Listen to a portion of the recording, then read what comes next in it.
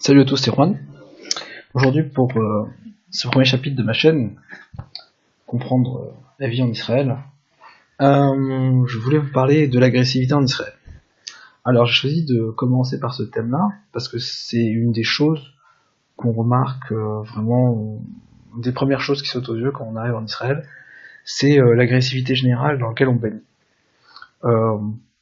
C'est autant pour des choses très simples, vraiment des fois très basiques, il va falloir vraiment vous batailler, vous accrocher, pour tout ce qui est par exemple faire valoir ses droits, ou négocier son salaire. Vous étiez habitué à une grille des salaires, vous étiez habitué à avoir vos congés payés par exemple de manière automatique. Ici ça se passe pas du tout comme ça, il va falloir négocier absolument tout. J'exagère un peu, mais il y a vraiment un paquet de choses qui sont négociables. Et évidemment, il va pas suffire d'aller voir quelqu'un et de lui dire écoute, s'il te plaît, donne-moi ça, quoi. Bon, il va falloir être beaucoup plus combatif que ça. Il va falloir être très convaincant. Donc il va falloir travailler votre intelligence, il va falloir travailler votre détermination, il va falloir travailler aussi votre voix, c'est-à-dire de plus s'imposer au niveau de la voix quand vous voulez quelque chose, quitte à pratiquement se mettre à crier. Donc, vous constatez bien vous constatez dans la vie de tous les jours que l'Israélien s'exprime souvent comme ça en criant, c'est leur façon de s'exprimer. Il va falloir vous aussi vous adapter à cela. Alors, je vais commencer par le pourquoi. Alors, pourquoi c'est comme ça ? Il y a beaucoup de raisons. D'abord, je vais vraiment beaucoup simplifier, parce que toute simplification est forcément fausse, mais sans ça on n'avance pas. Et déjà, on va commencer par l'historique. Historiquement, Israël est un désert. Quoi qu'on en dise, ça a toujours été un lieu où il est difficile de vivre. Même dans la Torah, il y a plein d'exemples où, par exemple, il me semble bien que c'était Jacob qui demande à ses enfants d'aller en Égypte pour leur ramener de quoi se nourrir, parce qu'ils ont pas suffisamment sur place. Donc voilà, clairement il y en a pas pour tout le monde. C'est un désert où les ressources sont limitées. Et dans ces pays-là où les ressources sont limitées, donc Israël, Moyen-Orient, le gros problème qu'il y a, c'est que il y a beaucoup de vols, il y a beaucoup de tentatives d'accaparation des ressources. Pas vraiment par mauvaise volonté, c'est vraiment que il y en a pas assez pour tout le monde, et pour survivre, il a été nécessaire d'avoir ce profil-là, c'est-à-dire des individus agressifs. Surtout, en particulier chez les bergers, parce que les bergers se font facilement voler leurs bêtes, comparé à un agriculteur qui lui peut pas se faire voler sa terre, il peut se faire voler quelques fruits, mais enfin, ça sera bien moins grave, il aura largement le temps de réagir, tandis qu'un berger, dès qu'il voit quelqu'un, en général, il lui saute dessus pour pas se faire voler, quoi.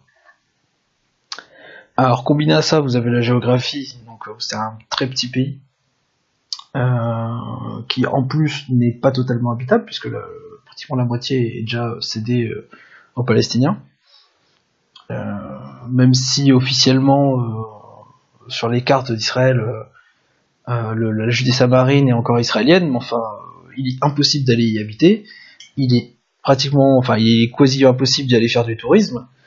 Et franchement, je vous recommande pas d'y aller, vous risquez de revenir, mais peut-être pas vivre en morceaux, quoi. Donc on a un semi-pays qui est déjà bien peuplé, pratiquement surpeuplé.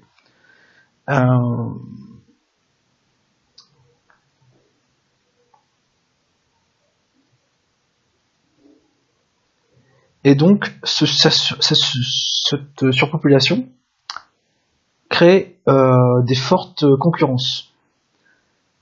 Une forte concurrence où les gens sont obligés de battre des coudes pour survivre. Alors, on estime aujourd'hui qu'il y a à peu près 30%, plus de 30% des Israéliens qui vivent à l'étranger. Alors, c'est pas du tout par plaisir, hein, souvent qu'ils quittent, c'est vraiment par nécessité qu'ils s'en sortent pas et qu'ils sont vraiment obligés de partir. Moi, je suis pas du tout le genre de personne qui jette la pierre sur les gens qui partent. Hein. Je comprends tout à fait. J'ai eu des amis qui sont partis. Ils s'en sortent beaucoup mieux aujourd'hui ailleurs qu'en Israël. C'est une réalité. Hein. Faut pas rentrer dans le déni. Une question qu'on m'avait posée d'ailleurs il y a pas très longtemps, c'était pourquoi quand je venais en vacances, les gens étaient très accueillants, et puis tout d'un coup, une fois que je suis là, j'ai l'impression qu'on veut me dégager, quoi. Alors c'est simple, dans ces régions-là, tout ce qui est Israël, Moyen-Orient, l'accueil est légendaire, hein, depuis Abraham, hein, vous êtes très très bien accueillis, mais quand vous venez vous installer, là, vous devenez un concurrent, vous êtes plus du tout intéressant parce que vous êtes plus de passage, donc vous ramenez pas un petit truc où vous avez potentiellement une entreprise à l'étranger qui peut les aider. Non. C'est pour ça que les Français se plaignent d'être très mal accueillis. C'est une réalité, hein. Tous les immigrants, au bout d'un moment, enfin, dès le début, sauf après 10 ans, 20 ans, mais au début, ça crée vraiment une concurrence, ça fait monter les prix, et les Israéliens nous tiennent les Olympiques pour responsables. Même si c'est eux qui vendent, hein. C'est eux qui décident les prix où ils vendent. Donc ils en sont tout aussi responsables que les gens qui viennent. Hein. C'est vraiment assez facile comme renvoi de responsabilité, mais c'est comme ça. Donc voilà pour le pourquoi. Hein, qu'on veuille ou non, c'est comme ça. Il n'y a pas de... Je rentre pas du tout dans du romantisme ou dans le déni, enfin, ou dans tout ce qui est sentimental. Hein. Je vous explique simplement ce que je pense. Et maintenant, on va voir les avantages qu'il y a à être agressif. Donc en étant agressif, vous allez forcément obtenir plus. Hein. Je suis désolé pour ceux qui pensaient que c'était pas le cas, mais oui, vous allez obtenir plus, puisque et plus vite, puisque si vous savez mettre la pression suffisamment bien, par exemple, si tu finis pas ton travail d'ici 3 jours, je prends quelqu'un d'autre. Voilà. Pour ça encore, c'est sympa, parce que il y a des versions du genre, j'ai connu des gens qui quand ils voyaient le travail de quelqu'un que ça lui convenait pas, ils disaient vas-y dégage ici, je veux plus te voir. Et ils le payaient même pas. Donc voilà, chose qui vraiment en Europe se fait vraiment pas. Et donc vous allez obtenir plus, vous allez obtenir plus vite, donc comme j'ai dit. Et en plus vous allez être mieux considéré. C'est-à-dire que si vous ouvrez pas votre gueule, on va considérer que vous êtes un faible, que vous êtes quelqu'un qui est un peu limite efféminé, quoi. Donc voilà pour les avantages. Alors les inconvénients aussi d'être agressif, c'est que y a des moments où il faut l'être, mais ça veut pas dire qu'il faut l'être avec tout le monde. En particulier au niveau des bastons. Alors si vous êtes un peu bagarreur, faites gaffe, parce que ici, si vous vous battez, ça peut vous coûter très cher. Vous pouvez aller en prison pendant, j'ai entendu, 2 mois pour avoir cassé la gueule à quelqu'un. 2 mois, c'est cher payé. Hein. Et ça peut être même pas casser la gueule. Hein. Je veux dire, quand on pense casser la gueule, on imagine un mec qui se fait envoyer de coups, qui a plusieurs fractures. Non. Hein.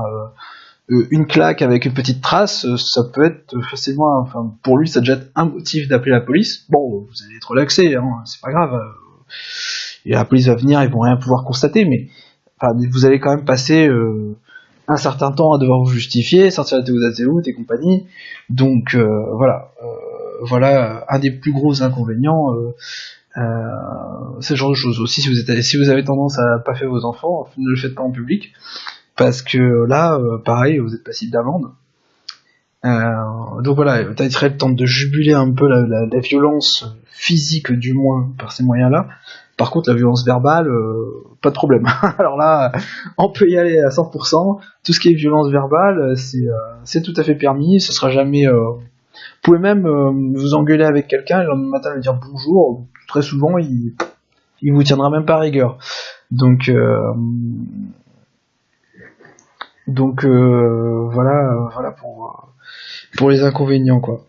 Maintenant, je voulais terminer parce que je fais une vidéo assez courte parce que ça sert à rien de trop traîner en longueur. Je signale que je suis ouvert à toutes vos questions, vous pouvez les envoyer, j'y répondrai soit en vidéo, soit simplement sur YouTube. Alors, les dernières choses que je voulais dire, c'est que, alors comment réagir? Est-ce que il faut être méga agressif ou alors totalement passif? En fait, moi, je pense que ni l'un ni l'autre n'est totalement bon. Et il faut savoir vraiment jouer des deux, parce qu'il y a avec certaines personnes ça va passer, c'est comme ça. Il y a avec certaines personnes ils vont se braquer, ça va pas marcher du tout. Donc moi ce que je vous recommande, c'est plutôt, et c'est quelque chose que les gens ont beaucoup de mal dans la vie à le faire, vous rencontrerez très peu de personnes qui savent vraiment le faire, c'est savoir s'affirmer. C'est-à-dire que par exemple quand vous avez quelqu'un qui vient en retard, de lui dire, écoute, tu vois, en venant en retard, ça veut dire que bon, mon emploi du temps, tout ça, toi, tu t'en fiches, quoi. C'est vraiment, enfin, t'as aucun respect de mon planning. Donc, je te prie, s'il te plaît, la prochaine fois, de venir à l'heure ou de me prévenir. Sans ça, je vais être obligé de passer par quelqu'un d'autre. Parce que pour moi, c'est pas possible de travailler comme ça. Vous voyez, sans être agressif, on peut très bien faire comprendre ce qui ne va pas et apporter une solution. Donc, crier, se mettre à crier, hurler, ça peut servir. Quand vraiment on vous fait chier, quoi. Vous avez pas d'autres mots. Hein. Quand vraiment il dépasse les bornes, moi, j'hésite pas à crier, quoi. Mais c'est pas la solution à tout, loin de là. Moi, je vous recommande d'avoir toujours un moyen de pression. C'est-à-dire que quand vous faites par exemple faire un travail, surtout jamais ne payez jamais d'avance.